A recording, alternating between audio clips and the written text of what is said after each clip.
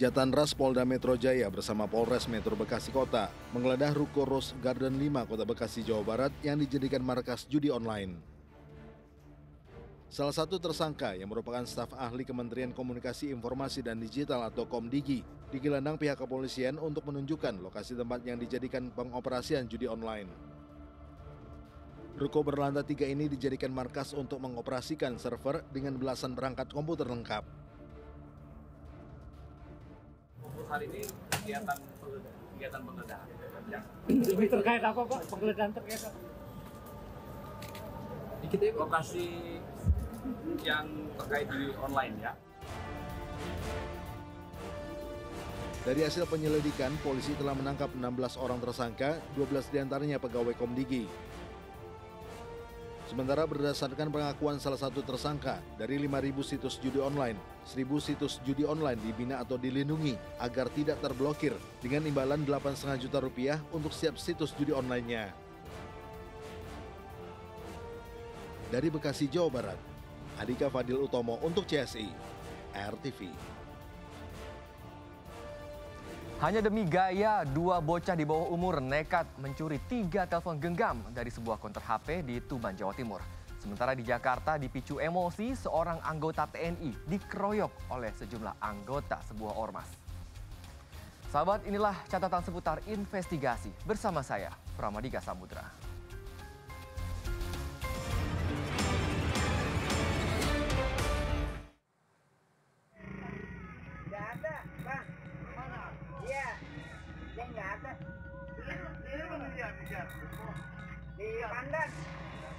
Seorang anggota TNI Angkatan Laut berinisial DK usia 32 tahun didatangi sekelompok pria yang menanyakan keberadaan seorang juru parkir di kedai kopi di Jalan Gandaria Tengah, Keramat Pela, Kebayoran Baru, Jakarta Selatan.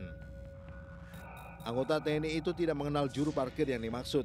Ia pun menyarankan agar sekelompok orang yang diduga anggota ormas itu menanyakan kepada orang lain. Namun rupanya respon tersebut membuat sejumlah orang marah dan langsung memukul wajah serta leher korban. Korban yang mendapat serangan seketika melawan, namun ia kembali diserang dengan senjata tajam.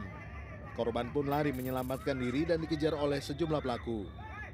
Berbekal laporan korban, aparat Polres Metro Jakarta Selatan langsung menangkap salah satu pelaku bernama Abi Rezaldi, usia 26 tahun.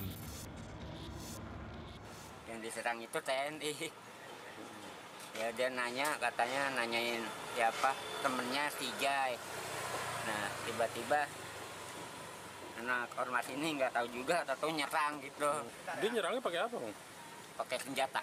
Senjata tajam. Iya. Itu berapa orang? Kira-kira ada 4 motor apa 5. Korban yang merupakan seorang anggota TNI sedang santai ngopi, kemudian didatangi oleh beberapa orang. Korban tidak sempat dilukai, cuman udah dikejar. Akibat perbuatannya, pelaku dijerat pasal pengeroyokan serta undang-undang darurat dengan ancaman 10 tahun penjara. Polisi juga masih mengejar 7 pelaku lainnya yang masih buron. Dari Jakarta, Ajiat Moko untuk CSI, RTV. Gudang gas LPG di Klaten, Jawa Tengah dilalap si jago merah. Tak hanya ratusan tabung gas, api turut menghanguskan 1 unit mobil pickup yang kerap digunakan untuk operasional gudang.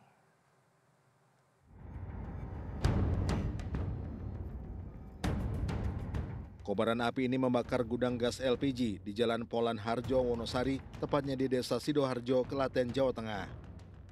Api dengan cepat merambat hingga menghanguskan bangunan beserta isinya. Api baru dapat dipadamkan setelah 3 jam proses pemadaman dengan mengerahkan 5 mobil damkar. 300 lebih tabung gas mulai dari ukuran 3 kg dan 12 kg ludes terbakar. Tak hanya ratusan tabung gas, kebakaran juga turut menghanguskan 1 mobil operasional jenis pickup. Diduga kebakaran akibat korsleting listrik dari dalam gudang saat tidak dijaga oleh karyawan. Juga dari korsleting listrik, tetapi masih dalam penyelidikan mungkin nanti dari lapor atau Inafis nanti yang lebih bisa mendalami penyebabnya. Tidak ada korban jiwa dalam kejadian ini, sementara kerugian masih dalam pendataan. Kepolisian bersama tim Inafis Polres Klaten masih menyelidiki penyebab pasti kebakaran gudang. Dari Klaten, Jawa Tengah, Singgih Aji untuk CSI, RTV.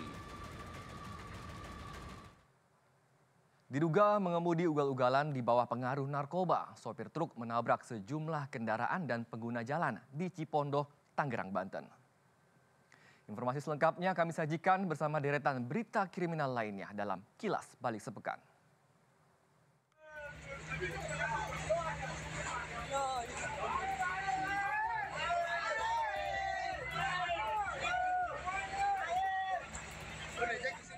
Kobaran api langsung menghanguskan rumah mertua Rijal, pria berusia 36 tahun dan turut membakar 33 bangunan rumah lain milik warga di kota Makassar, Sulawesi Selatan. Api yang semakin membesar membuat warga panik. Diduga Rijal sengaja membakar rumah mertuanya lantaran curiga istrinya berselingkuh. Petugas akhirnya berhasil meringkus pelaku di kediamannya di Jalan Muhyamin, Lorong 21, Kota Makassar. Meski sempat membantah, pelaku akhirnya mengaku sengaja membakar rumah mertuanya saat mengetahui istrinya tidur bersama pria lain di rumah tersebut. Rijal berpura-pura membakar sampah di pekarangan rumah mertuanya, namun saat api membesar, pelaku melarikan diri. Polisi masih mendalami dugaan alasan lain dalam kasus tersebut. Sesosok jasad perempuan tanpa kepala berinisial SH ditemukan di dalam karung di dermaga Pelabuhan Muara Baru, Penjaringan, Jakarta Utara. Polisi juga mengamankan barang bukti berupa kardus, karung, dan pakaian perempuan tersebut. Dari hasil penyelidikan, polisi akhirnya berhasil menangkap pelaku berinisial FF. Pelaku tak berkutik saat tim Opsnal Jatanras di Treskrimum Polda Metro Jaya meringkusnya di rumahnya di kawasan Penjaringan, Muara Baru, Jakarta Utara. Dari pengakuannya, pelaku yang berprofesi sebagai tukang jagal hewan ini memiliki hubungan dekat dengan korban. Pelaku menghabisi nyawa korban menggunakan sebilah pisau yang biasa digunakannya untuk bekerja. Sebelumnya, FF terekam kamera CCTV membawa jasad SH yang sudah terbungkus kardus dan karung untuk dibuang dengan menggunakan mobil bak terbuka. Pelaku memindahkan jasad korban ke mobil bak terbuka dan langsung menuju ke pasar. Warga tak curiga lantaran pelaku kerap membawa bungkusan besar berisikan ikan.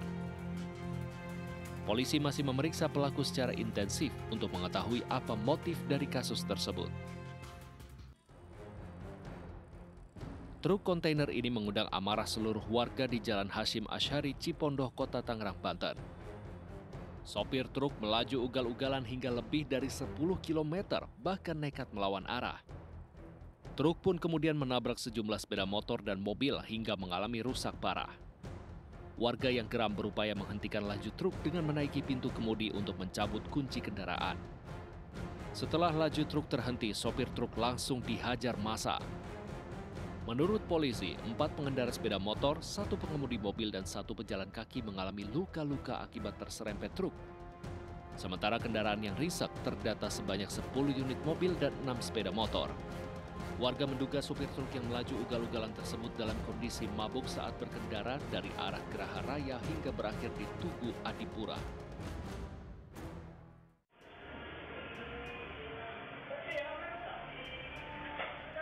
Aksi penikaman yang dilakukan seorang oknum ASN terhadap seorang juru parkir di Jalan Pendidikan Rapocini, Makassar, Sulawesi Selatan terekam kamera CCTV. Keduanya terlibat cekcok hingga oknum ASN nekat menikam korban dengan pisau di bagian perut. Polisi langsung mengejar oknum ASN berusia 39 tahun tersebut hingga ke perkebunan cengkeh di Kabupaten Nrekang. Selama persembunyiannya, pelaku ternyata menyamar sebagai petani cengkeh.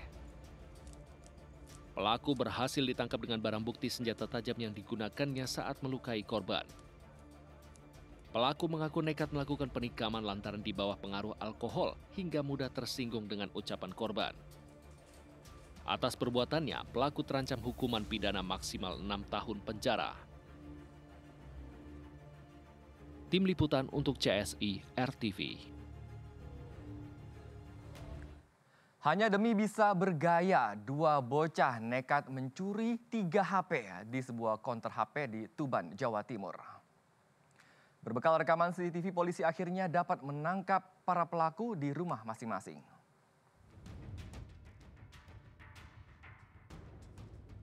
Beginilah aksi pencurian telepon genggam yang dilakukan oleh 2 orang bocah di konter telepon genggam di Kelurahan Sukolilo, Kecamatan Tuban Kota, Kabupaten Tuban, Jawa Timur. Dalam aksinya, pelaku yang berjumlah 2 orang itu menggasak 3 buah telepon genggam yang berada di etalase toko.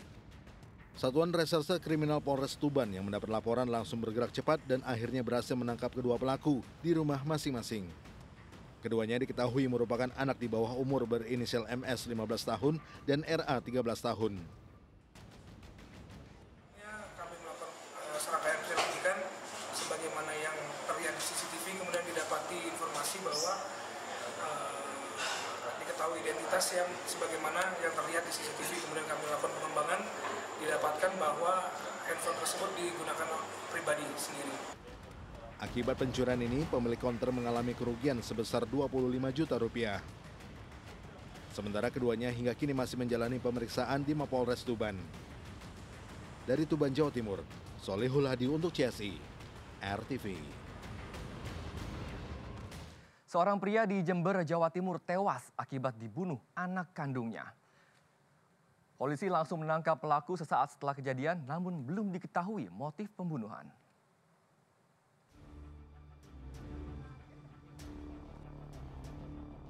Warga Kelurahan Antirogo, Kecamatan Sumbersari, Jember, Jawa Timur, digegerkan dengan tewasnya seorang pria bernama Tali, usia 55 tahun. Istri korban melihat jasad sang suami berada di sisi tempat tidur di dalam rumah. Jasad korban kemudian dibawa ke Rumah Sakit Umum Daerah Dr. Sobandi. Sementara polisi terus melanjutkan olah tempat kejadian perkara di lokasi kejadian. Dari hasil olah TKP dan pemeriksaan sejumlah saksi, ternyata korban dibunuh anak kandungnya. Polisi pun langsung menangkap pelaku beberapa saat setelah kejadian. Pelakunya Anaknya sendiri. anaknya sendiri. Iya. Itu luka-lukanya di mana? Sebelah sini mas, sama tangan. Tadi yang laporkan pertama siapa? Istrinya. Luka-luka di sebelah mana, Pak? Paha sama tangan mas. Untuk temuannya ada bercak darah di beberapa tempat. Korban juga ada darah yang ditemukan. Tapi untuk sejauh ini masih dalam proses karena pemeriksaan juga masih kita lakukan. Hingga kini aparat Polres Jember masih mendalami motif pelaku membunuh ayah kandungnya sendiri. Dari Jember, Jawa Timur, Galih Mega untuk CSI, RTV. Berkendara dengan selamat di jalan raya tidak hanya membutuhkan keahlian, namun juga kewaspadaan dan kepatuhan dalam berlalu lintas. Dan berikut tips dari Brigadir Putu agar kita selamat dari maut di jalan raya. Baik, terima kasih Pram dan halo sahabat RTV, bersama saya Brigadir Putu Fungki. Sahabat RTV, pelanggaran lalu lintas terjadi hampir setiap hari. Nah, kali ini ada pelanggaran lalu lintas apa ya yang sudah terekam? Mari kita saksikan bersama videonya. Sahabat RTV, kita lihat bersama ya, ini banyak sekali pengendara motor yang sedang melawan arah ya, melawan arus. Begitu ya, dan mereka tuh beramai-ramai seakan-akan hal ini adalah hal yang biasa mereka lakukan, ya kan, ada 1, 2 kemudian banyak yang mengikutinya, dan tuh bisa kita lihat ya bahwa tadi ada pengendara dari arah sana yang langsung memutar balik, memotong jalan dan melawan arus. Ya sahabat RTV, dampak dari perilaku berlalu lintas yang menonjol seperti di video ini adalah kecelakaan, perlambatan, hingga kemacetan. Dan harga yang harus dibayar sangatlah mahal.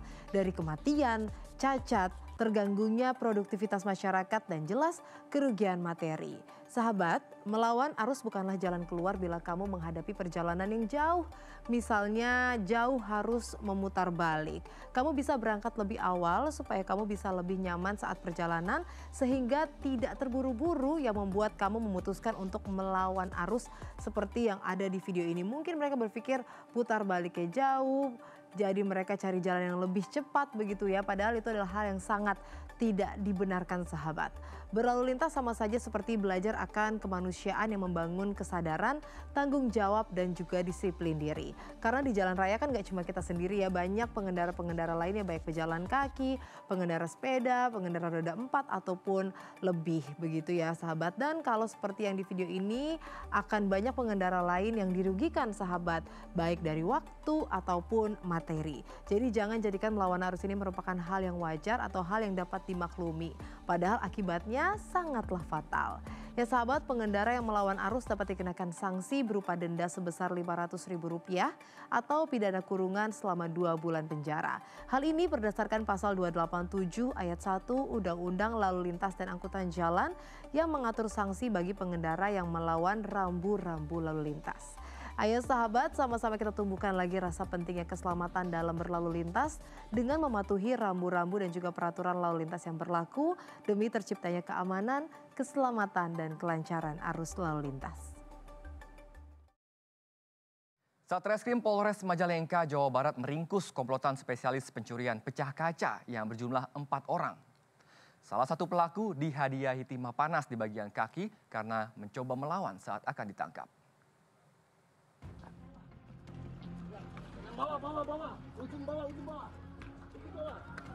Anggota Satuan Reserse Kriminal Polres Majalengka menggerebek komplotan spesialis pencurian dengan modus pecah kaca di sebuah rumah di Kecamatan Lewigong, Kabupaten Garut, Jawa Barat.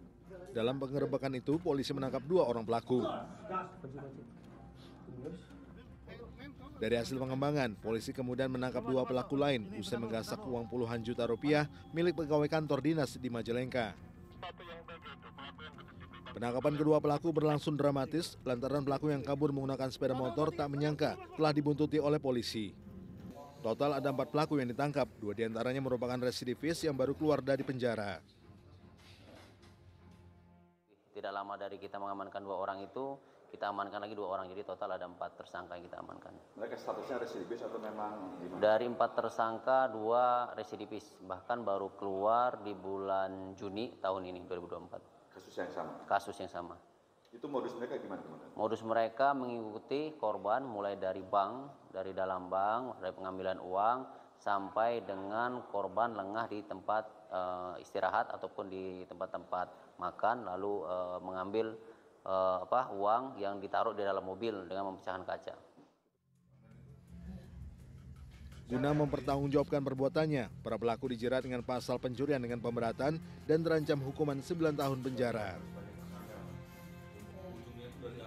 Dari Majalengka, Jawa Barat, Abdul Rohman untuk CSI, RTV. Kejahatan selalu ada di sekitar kita dan kewaspadaan menjadi satu-satunya cara menghindarkan diri dari bahaya. Saksikan catatan seputar investigasi setiap Senin hingga Jumat pukul 23.30 waktu Indonesia Barat. Saya Pramadika Samudra, terima kasih. Sampai jumpa.